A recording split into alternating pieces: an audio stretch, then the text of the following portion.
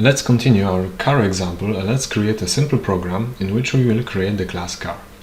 So right click on the source folder, new Java class and the name car. This class will stock information such as a brand,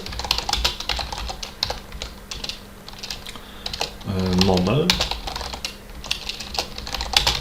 car color, wheels color and the number of doors. Each class is defined with the use of the keyword class and its name. In its body, in between the curly brackets, we can write all fields that will describe the car.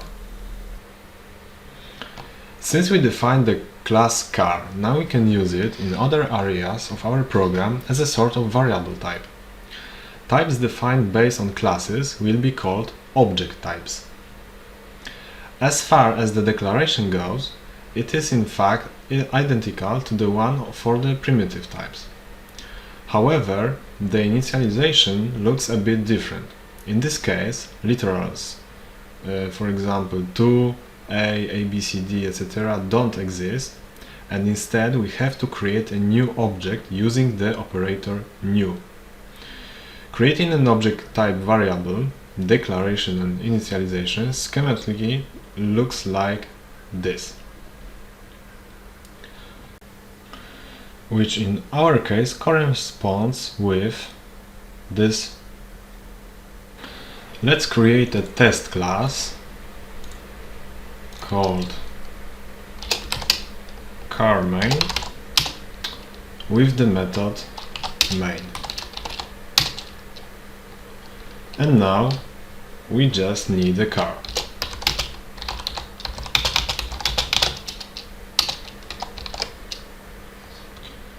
After creating an object, its fields, so all of them, take on default values.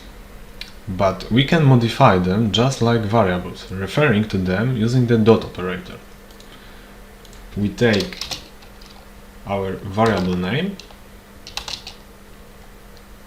a dot, and the field we want to set.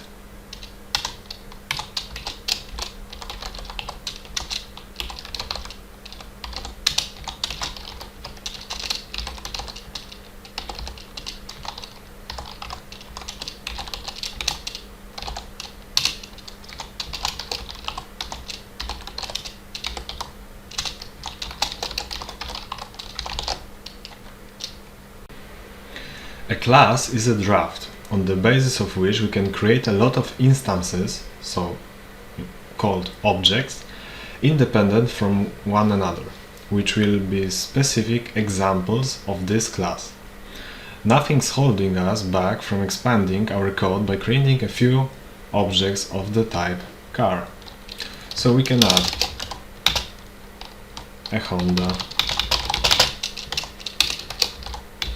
Opel, and many others. Setting the different objects fields, so for Honda and Opel, goes just like in the Mazda example.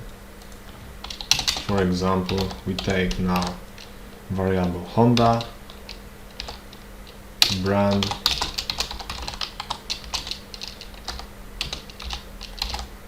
model Civic, etc.